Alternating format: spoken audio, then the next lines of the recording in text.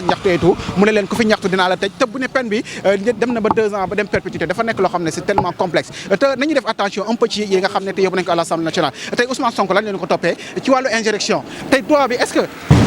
voilà boobu grenade lacrymogène bu doy wàlla ñu commencé jege mais grawul on va essayer juste de gérer rek mais je disais que tey loi bi est-ce que c'est pas taxawul ne kii di Ousmane Sonko moo tax ñu yóbbu ko à l'Assemblée nationale pour dal di ko condamner ci yi nga xam ne jotoon na fi am mu nekk des faits yoo xam ne di faits réels ñu doon ko toppee ci wàllu l'insurrection ak li nga xam ne moo di jox fipp loolu nag peut-être tey su amee on peut poser tant d'interrogations yu ni mel mais je pense que day c'est aussi compliqué que ça jili alors ñu nekkoon ak suñu benn naataango moom mu jugee fële gis ngeen couleur lacrymogène bi ñu tiré bi moom bëriwul lu may gis bi moom xamu bu bees la xaw ma waaw bi moom doy na waa trop sax doy na waa trop bii li ñu koy faral di gis voilà. Je vous ai entendu parler de la nouvelle génération. Moi, je suis un citoyen sénégalais. Est-ce que je ne peux pas aussi participer à ce débat-là? Je peux parler aussi. Man, nous m'avons dit. Nous sommes en dingue. Ah, comme que Cheikh Anta Diop disait en 1948, un peuple pour mieux revisser un peuple pour mieux orienter l'évolution, il faut que ce peuple revisse son passé. C'est Cheikh Anta Diop en 1948, lorsqu'il était secrétaire général de la RDA, qui est devenu RDA, qui était chargé de la conception de l'unité africaine. Mais souvent on dit que les ennemis c'est les Africains. Ce projet a été torpillé. On revient quelques années plus tard, la loi Garçon de fer est venue, la loi cadre. Pour l'indépendance de Kony et l'Afrique, on essaie de balkaniser l'Afrique. Au moment que l'Europe a été balkanisée, la France, l'Italie, c'est des micro-États. De Gaulle, en tant que stratège, voulait balkaniser l'Afrique. Parce que quand vous prenez l'Amérique avec ses 50 États fédérés, l'Union soviétique fédérée, 53 États africains qui se fédèrent avec le droit d'État, c'est la fin de l'Europe de l'Ouest. Quelques années plus tard, le phénomène du pétrole est venu dans le monde. Kennedy a été tué à Dallas. Il faut revisser l'histoire pour connaître les causes. Donc, quelques années plus tard, le pétrole est sorti un peu partout au Kirkuk, en Irak. On scinde la 16e province de l'Irak pour le Koweït. Quelques années plus tard, la révolution iranienne est venue. Il y a eu des problèmes avec Jimmy Carter. L'Afrique a eu son pétrole. Au Gabon, en Angola. Mais en Angola, on a pris un gars qui est venu du sud, qui s'appelle Savimbi, pour torpiller l'international. On revient quelques années plus tard au Soudan, c'est sorti El Bachir, on prend un John Garang au sud aussi pour torpiller l'idéal aussi africain. On voit dans le monde actuellement, en géopolitique, le pétrole est sorti une fois au Sénégal. En Casamance, il y avait la confédération du Sénégal avec la Gambie. Après le coup d'état de Tanguy Sambou Koumé Sagna, le pétrole est sorti, des gens ont dit que ce n'est pas sorti en Casamance, c'est sorti en Guinée-Bissau. Nous avons créé une commission dont M. Sharp était venu, un expert sur le droit administratif sur l'état des frontières. On a dit qu'il est francophone, il ne va pas nous arbitrer. Finalement, il nous a arbitré, on dit que le pétrole est sorti du Sénégal. Et il y a une rébellion qui s'est commencée. Au sud, pour nous dire que ça appartient au Guinée-Bissau pendant 30 ans. On nous a théorisé. On nous a théorisé. C'est naturel, oui. C'est événement. Et maintenant, le pétrole commence à se radifier dans le monde. Gabon s'est radifié, Congo s'est radifié, au Tchad s'est radifié. Et le pétrole de Kirkuk a été déstabilisé en Irak. Kadhafi a été déstabilisé aussi. Partout, la Mauritanie a du pétrole, mais c'est un pétrole qui n'est pas un pétrole qui nous permet, c'était du pétrole local. Mais maintenant, le pétrole est sorti au Sénégal. On dit que ce pétrole, l'estimation, c'est 150 mètres, 150 ans. Il y avait un débat sur le pétrole. Et le pétrole,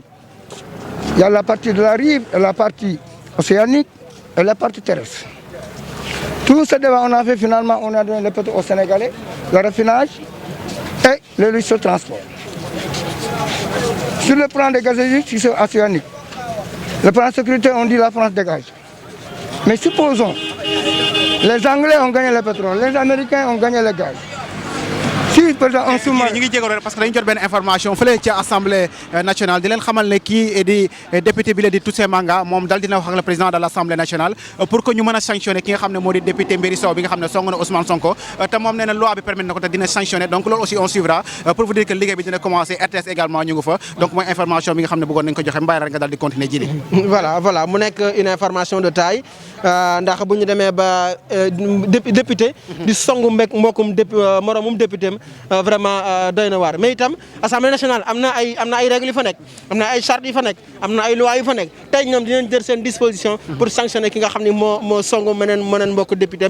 mu di Mbéri Sylla moo songu ki nga xam ne moo di président Ousmane Sonko député Ousmane Sonko voilà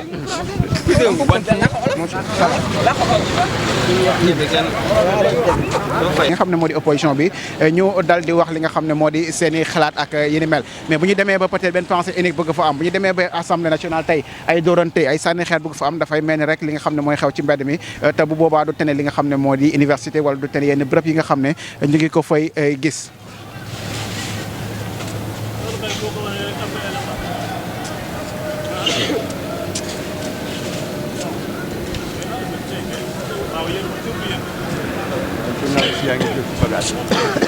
Voilà, on peut dire que peut-être kii di Moustapha Niasse nekk le président de l'Assemblée nationale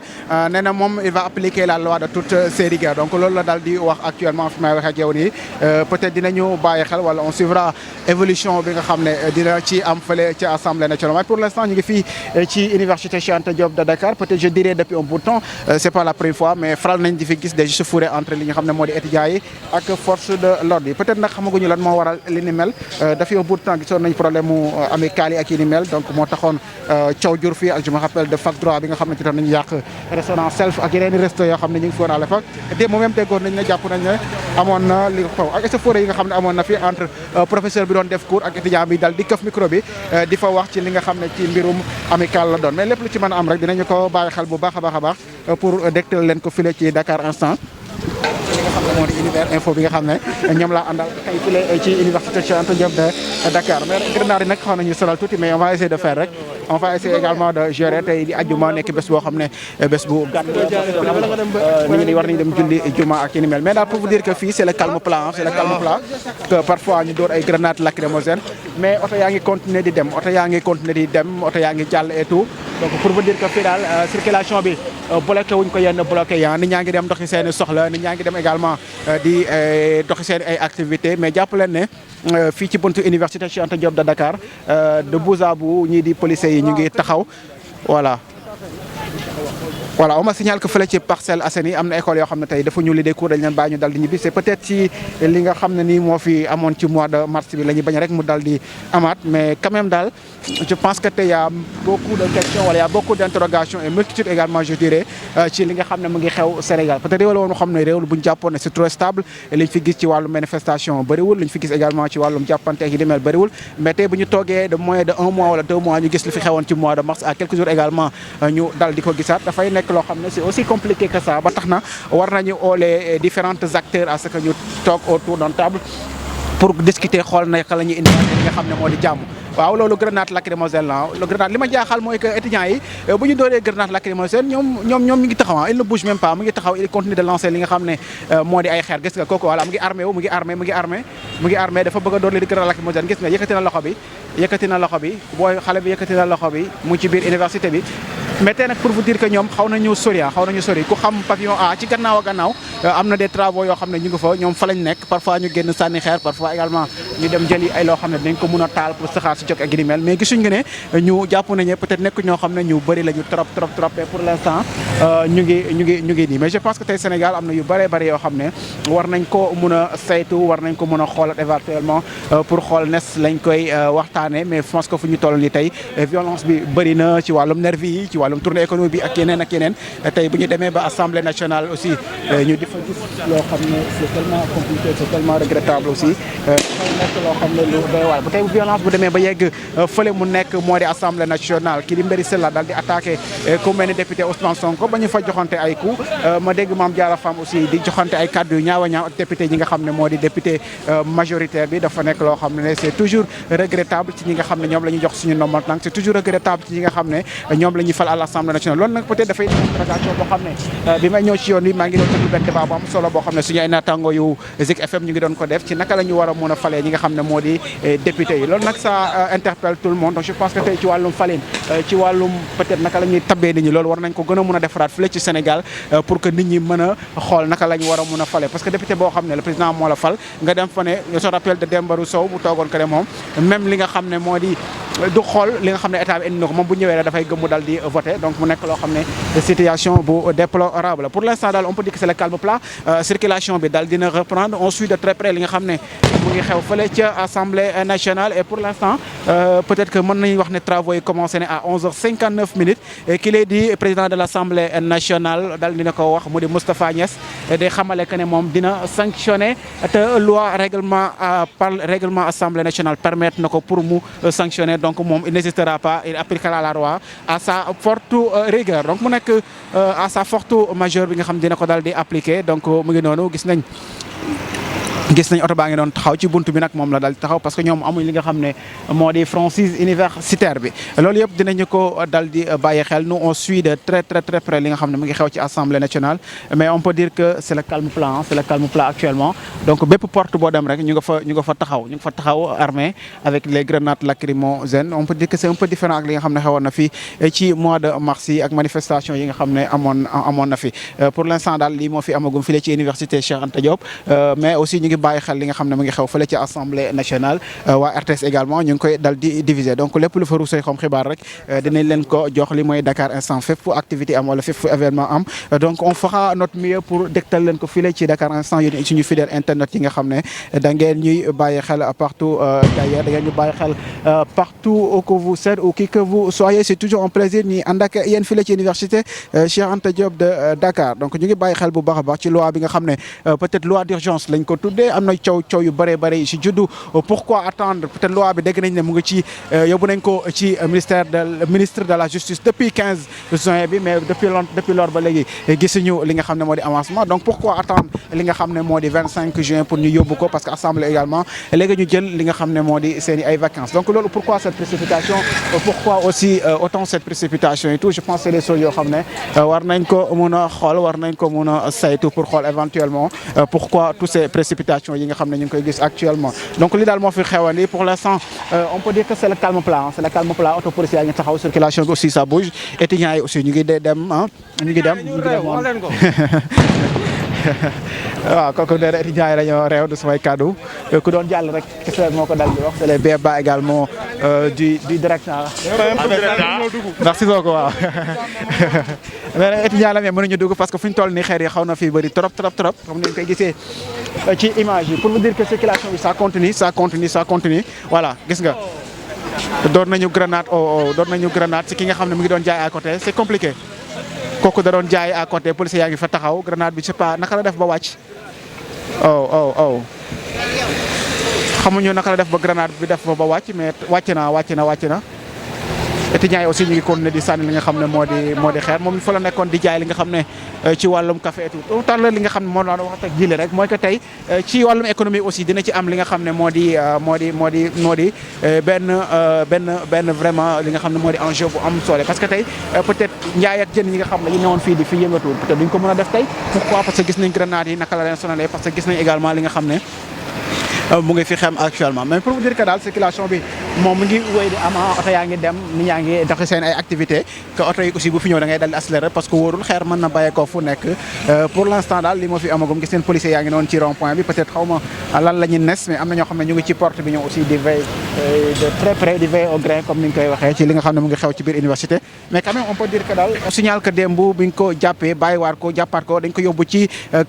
benn camp fii ci Dakar daal di ko fa dóor ba li nga xam ne moo di faar yi xaw na am problème donc ba papaam ñu ngi doon ko déglu sax muy daal di addu di wax que ne dañ leen di torturer dañ leen dóor foofu ba ñu sonn loolu aussi je pense que ça revient à chaque fois ci li nga xam ne peut-être bëgg nañ ko noot askan bi ci li nga xam ne aussi bëgg nañ askan bi daal di nopp am cette silence peut-être mythique bi nga xam ne ñoom bëgg nañ ko installer mais je pense que tey Sénégal dafa am li nga xam ne moom la baaxoo ci wàllum liberté d'expression ci li nga xam ne également mooy wax ak xalaatam donc te bu ñu demee ba bëgg a gis li nga xam ne moo di pensée unique bu ñu demee ba peut-être ñu bëgg a jël nit ñëpp na leen noppi leen bu ñu demee ba bëgg a wax nit ñi ne leen kenn amatul droit addu ci li nga xam ne moo fi xew te troisième mandat bi je pense que tey ñu ngi koy wax mais nekk na loo xam ne war nañ ci mun a édifier les Sénégalais pour que ñu comprendre un peu ce qui se passe est-ce que le président de la République dafa bëgg a briguer lii di troisième mandat tey Abdou Mbow ce matin maa ngi koy dégg par le biais de nos confrères muy dal di addu ku mel ni Mame Mbaye Niang également dal di addu ak temps boo xam ne je pense que un chef d'État wala quelqu'un boo xam ne dafa nekk ci état donc je pense que war a wax ak temps autant d'arrogance bi nga xam ne waxee na ko naan tey duñu seetaan kenn di salfaañe li lay di Sénégal te ku ko def yoon dina dal ci kaw donc je pense que loolu peut-être xaaruñu ko ci Mame Mbaye Niang te gis nañ M23 taxawaay bi nga xam ne amoon nañ ko ci dem à l'Assemblée nationale même le président actuel di Macky Sall aussi taxawaay boobu la amoon Moustapha Niasse ak ñeneen donc tey bu ñu gisee seen ay discours mu am benn changement bi donc tey dafay posé wu rek un peu ci li nga xam ne mu ngi xew pour xam tey est-ce que suñu tey ñi nga xam ne dañu nekk ak ñoom wala suñu ay autorité tey est-ce que am nañu mérite nekk yor yenn poste de responsabilité yi nga xam ne mu ngi am donc dama leen di bàyyi rek ngeen jël li nga xam ne moo di ambiance bi nga xam ne mu ngi xew pour l'instant pour vous dire que c'est le calme plat ñu dal di jël ndox pour wéyee ndik yéen di bàyyi xel li nga xam ne également mu ngi xew fële ca université Cheikh Anta Diop de Dakar départ nañu ñu ngi leen jox directive ne leen kaay leen génn am na chef bu ñëw ne kaay leen génn je sais pas au fait est-ce que bu ñu génnee dinañ permettre ñu jàll ou pas mais quand même c'est temps d'interrogation je me rappelle un jour mos naa fi ñëw grève amoon fii mais boo yoree carte étudiant dañ lay téye di la toroxal ak ni mel donc je pense que est-ce que tey ñii on va leur permettre ñu dal di génne fii ñoom ñu ngi dem dans l'autre porte voilà nee nañ la paix ñu ngi leen di woo pour ñu génn mais wóoluwuñu ñu ngi dem dans l'autre porte fa lañ bëgg a jaaree ñu ngi bëgg a dem ci beneen porte bi fa lañ bëgg a génnee gis nga ñoom nee nañ jàmm ñu ngi doon di dem xamuñu nag peut-être dinañu génnee ne ou pas mais quand même daal ñu ngi noonu di génn di dem ñu ngi génn voilà ñu ngi ñëw am na kuy ñëw noonu ñu ngi ñëw am na ñuy ñëw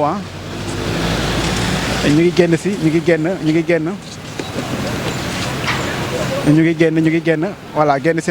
nañ waaw permettre nañ leen ñu génn ñoom génn nañ fi université peut-être que dañu dal di dañu wàcc voilà ñoom permettre nañ ñu génn ñu ngi noonu bu fekkee rek on va voilà génn nañu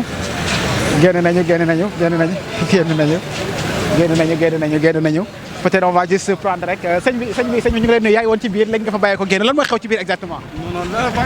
voilà non nee na moom bëggul wax nee na bëggul wax oui allez-y